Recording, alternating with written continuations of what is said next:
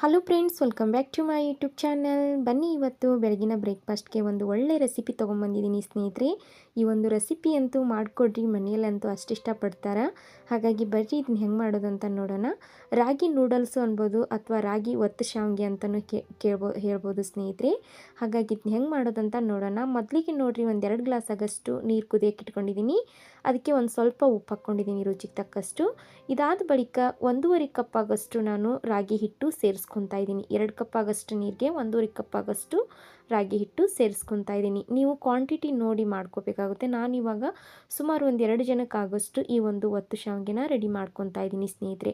ಈ ರೀತಿ ಕುದಿ ಬರುವಾಗ ನಾವು ರಾಗಿ ಮುದ್ದೆಗೆ ತಿರುತ್ತೇವಲ್ಲ, ಅದೇ ರೀತಿ ಒಂದು ಮೆಥಡಲ್ಲಿ ಈ ಹಿಟ್ಟನ್ನು ತಿರುಬೇಕಾಗುತ್ತೆ ರೀ. ಸುಮಾರು ಅಂದರೂ ಎಷ್ಟಂದರೆ ಇವಾಗ ಹಿಟ್ಟು ಅನ್ನೋದು ನಮಗೆ ಜಿಗಿ ಅನ್ನೋದು ಬರಬೇಕಾಗುತ್ತೆ ರೀ. ರಾಗಿ ಮುದ್ದೆ ನಾವು ತಿನ್ನೋಕೆ ಮಾಡ್ಕೊಂಡಿರ್ತೀವಲ್ಲ ರೀ, ಆ ಒಂದು ಹದದಲ್ಲಿ ಹಿಟ್ಟು ನಮ್ಗೆ ಹದ ಬರಬೇಕಾಗತ್ತೆ ರೀ. ಅಂದ್ರೆ ನಮ್ಗೆ ಒತ್ತು ಶಾವಿಗೆ ಅನ್ನೋದು ಎಲ್ಲಿ ಕಟ್ಟಾಗೋದಿಲ್ಲ, ಭಾಳ ಅಂದ್ರೆ ಭಾಳ ಮಸ್ತ ಬರ್ತಾವೆ. ನಿಮಗೆ ಈ ರೀತಿ ನಿಮ್ಗೆ ಮುದ್ದೆ ಮಾಡಿ ಮಾಡೋಕ್ಕಾಗಲಿಲ್ಲ ಅಂದ್ರೆ ಬಿಸಿನೀರು ಕಾಲಿಸ್ಕೊಂಡು ಹಿಟ್ಟನ್ನು ಕಾಲಿಸಿ ಡೈರೆಕ್ಟಾಗಿ ಮಾಡ್ಕೋಬೋದು. ಆದರೆ ಈ ರೀತಿ ಮಾಡೋದ್ರಿಂದ ಶಾವಿಗೆ ಅನ್ನೋದು ಎಲ್ಲಿ ಕಟ್ಟಾಗೋದಿಲ್ಲ ಸ್ನೇಹಿತರೆ. ಇದಾದ ಬಳಿಕ ನೀವು ಸ್ಟೀಮರಲ್ಲಿದ್ದರೂ ಬೇಯಿಸ್ಬೋದು, ಇಲ್ಲಾಂದರೆ ಈ ರೀತಿ ನಾನು ಒಂದು ಪಾತ್ರೆಗೆ ಬಟ್ಟೆ ಕಟ್ಕೊಂಡು ರೆಡಿ ಮಾಡಿ ಇಟ್ಕೊಂಡಿದ್ದೀನಿ ಬೇಯಿಸೋದಕ್ಕೆ. ನೋಡಿರಿ, ಇವಾಗ ಈ ಒತ್ತಳು ತೊಗೊಂಡಿದ್ದೀನಿ ರೀ, ಶಾವಿಗೆ ಮಾಡೋದಕ್ಕೆ ಒತ್ತಳು ತೊಗೊಂಡಿದ್ದೀನಿ. ಬರ್ರಿ ಇವಾಗ ಇದನ್ನು ರೆಡಿ ಮಾಡ್ಕೊಳ್ಳೋಣ.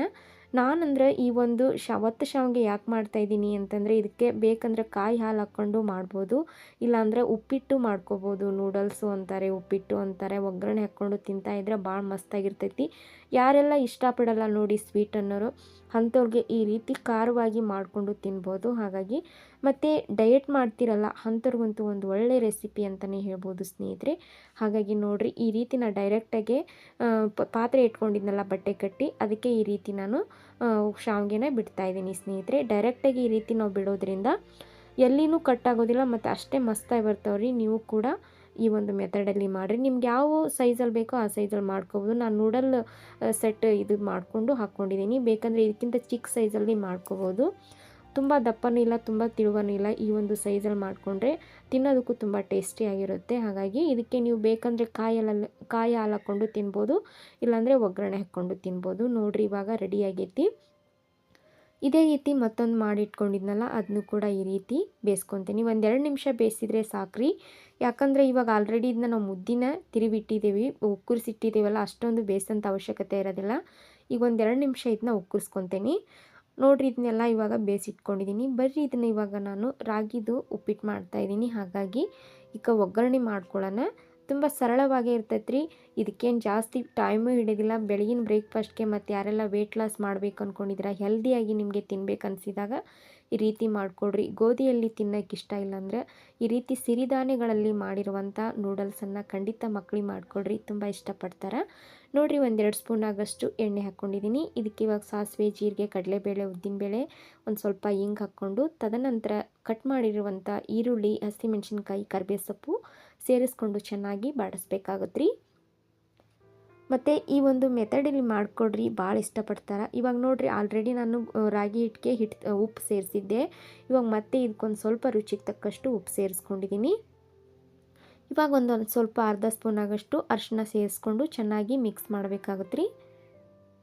ಹಸಿ ವಾಸನೆ ಹೋಗೋವರೆಗೂ ಚೆನ್ನಾಗಿ ಬಾಡಿಸಿದ ಮೇಲೆ ಈ ಒಂದು ಮೊದಲೇ ಮಾಡಿಟ್ಟಿರುವಂಥ ರಾಗಿ ನೂಡಲ್ಸು ಸೇರಿಸ್ಬೇಕಾಗತ್ತೆ ರೀ. ನೋಡಿರಿ, ಇವಾಗಿದ್ದು ರೆಡಿ ಆಗೈತಿ. ನೋಡಿರಿ, ಇದು ಒಂದು ಸ್ವಲ್ಪ ತಣ್ಣಗಾಗ್ಯಾವು. ಇದನ್ನ ಇವಾಗ ನಾನು ಇದಕ್ಕೆ ಸೇರಿಸ್ಕೊತಾ ಇದ್ದೀನಿ. ಒಂದು ಸ್ವಲ್ಪ ಟೈಮ್ ಕೊಟ್ಟು ನೀಟಾಗಿ ಮಿಕ್ಸ್ ಮಾಡಬೇಕಾಗತ್ತೆ ರೀ, ಇಲ್ಲಾಂದರೆ ಮುದ್ದೆ ಆಗ್ಬಿಡ್ತೈತಿ. ಹಾಗಾಗಿ ಬಿಡಿ ಬಿಡಿ ಬರೋವರೆಗೂ ಒಂದು ಸ್ವಲ್ಪ ನಿಧಾನದಿಂದ ಈ ಒಂದು ನೂಡಲ್ಸ್ನ ಮಿಕ್ಸ್ ಮಾಡಬೇಕಾಗತ್ತೆ ರೀ.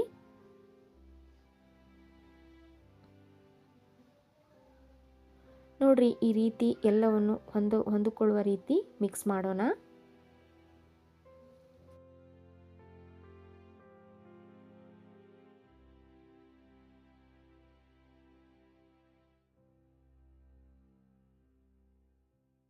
ಕೊನೆಯದಾಗಿ ನೋಡಿರಿ, ಇದಕ್ಕೊಂದು ಸ್ವಲ್ಪ ಕೊತ್ತಂಬರಿ ಸೊಪ್ಪು ಮೇಲ್ಗಡೆ ಹಾಕ್ಕೊಂಡಿದ್ದೀನಿ.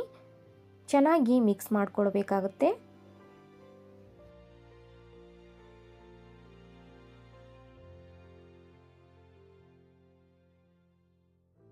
ಬನ್ನಿ ಇವಾಗ ಒಂದು ತಟ್ಟೆಗೆ ಸರ್ವ್ ಮಾಡ್ಕೊಳ್ಳೋಣ. ಬಿಸಿ ಬಿಸಿಯಾದಂಥ ಉದುರಾದಂಥ ನಮ್ಮ ರಾಗಿ ನೂಡಲ್ಸು ರೆಡಿಯಾಗಿದೆ ಸ್ನೇಹಿತರೆ. ನೋಡ್ತಿದ್ದೀರಲ್ಲ ಪಟಾಪಟ್ ಅಂತ ರೆಡಿಯಾಗುವ ಆರೋಗ್ಯಕರವಾದಂಥ ಈ ಒಂದು ರಾಗಿ ನೂಡಲ್ಸ್ನ ಖಂಡಿತ ನೀವು ಕೂಡ ಮನೆಯಲ್ಲಿ ಮಾಡ್ತೀರಾ ಅಂದ್ಕೊಂಡಿದ್ದೀನಿ. ನಿಮ್ಮೆಲ್ಲರಿಗೂ ಇಷ್ಟ ಆದರೆ ನಿಮ್ಮ ಕುಟುಂಬದವ್ರಿಗೂ ನಿಮ್ಮ ಸ್ನೇಹಿತರಿಗೂ ಕೂಡ ಈ ಒಂದು ರೆಸಿಪಿನ ಶೇರ್ ಮಾಡಿ ಸ್ನೇಹಿತರೆ. ಹೀಗೆ ನನ್ನ ಚಾನಲ್ಗೆ ಸಪೋರ್ಟ್ ಮಾಡಿ. ಮತ್ತೆ ಸಿಗೋಣ ಹೊಸ ಹೊಸ ರೆಸಿಪಿಯೊಂದಿಗೆ ನಿಮ್ಮೊಂದಿಗೆ ಸ್ನೇಹಿತರೆ. ಧನ್ಯವಾದಗಳು.